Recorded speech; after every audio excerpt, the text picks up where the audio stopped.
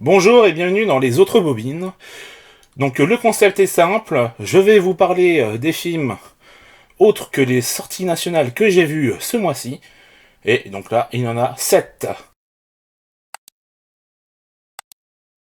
L'emmerdeur d'Edouard Molinaro, donc avec Lino Ventura et Jacques Brel entre autres. Donc très bonne comédie que je n'avais pas revue depuis longtemps. Et quel bien ça fait, parce que franchement, on se marre, et c'est vraiment, des fois, juste ça qu'on demande à un bon film. Donc un duo mythique, avec un Lino Ventura plus crédible que n'importe qui dans ce rôle, parce que forcément, avec sa carrure et sa prestance, on croit tout de suite au tueur en série qu'il doit incarner. Quant à Jacques Brel, forcément, oui, en tant qu'emmerdeur, il fait très bien le taf. De plus, côté adaptation donc de cette pièce de théâtre, le réalisateur arrive à nous faire sortir justement de cette chambre d'hôtel avec une scène de voiture assez mémorable, je dois dire. Donc franchement, chapeau à lui. Un film donc très efficace qui ne vieillit pas. 7 sur 10. Macbeth de Orson Welles. Alors là, il faut dire que forcément, je l'ai vu pour préparer justement ma vision de The Tragedy of Macbeth de Joel Cohen qui est sorti donc en ce début d'année. Et je voulais absolument voir celui d'abord d'Orson Welles pour me faire un peu une idée justement de ce que lui avait pu proposer à l'époque. Et franchement, c'est du beau travail.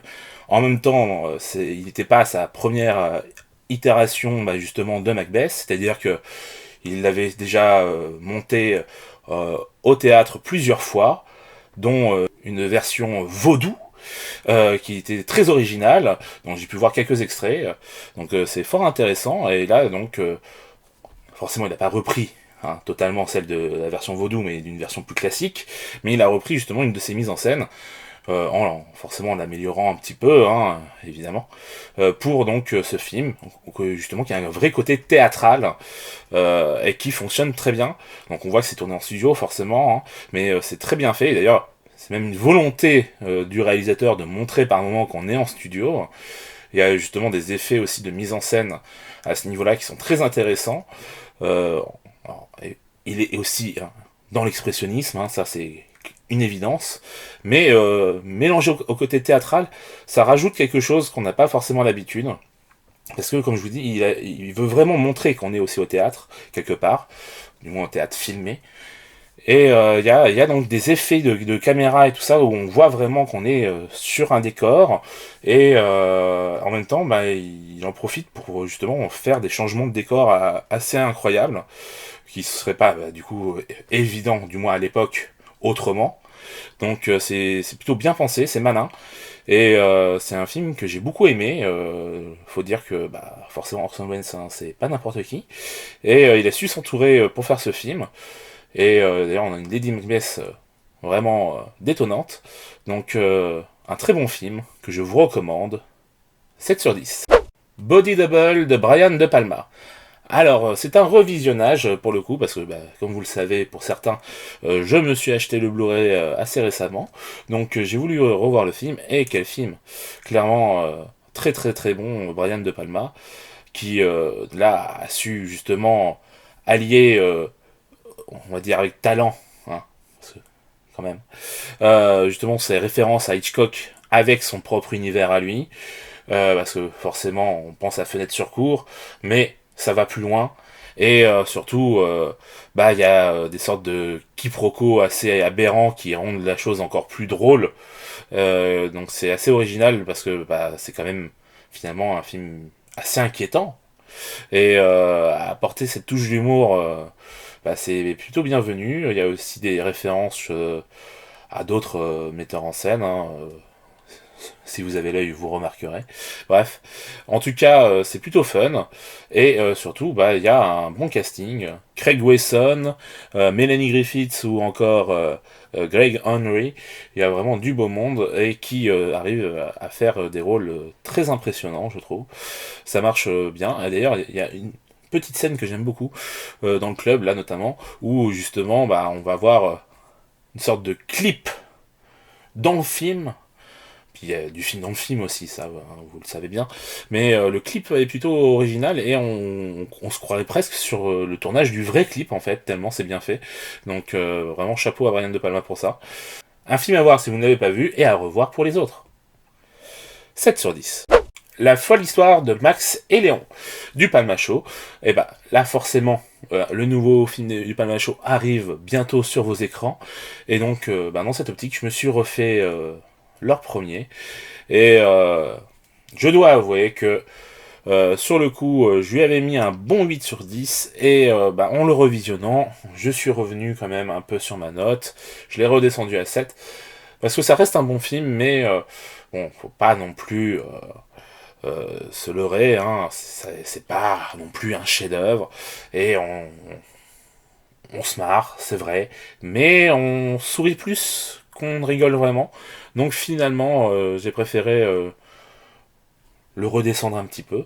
Pour autant, ça n'enlève rien à sa qualité ou ses qualités, à savoir notamment son casting qui est vraiment très très réussi par rapport au rôle qu'on a, puis tous les petits clins d'œil forcément justement aux copains, qui fonctionnent d'ailleurs carrément. Et puis mention spéciale hein, pour la scène justement au souk qui est vraiment hilarante et très bien réalisée. Donc bravo à Jonathan Barré pour ça. Et je vous invite vivement à découvrir leur prochain film, Les Vedettes, que j'ai eu la chance de voir en avant-première. Il vaut vraiment le détour. 7/10. Les banlieusards, ou The Burbs, de Joe Dante. Donc comédie avec Tom Hanks que je n'avais pas vu jusqu'à présent.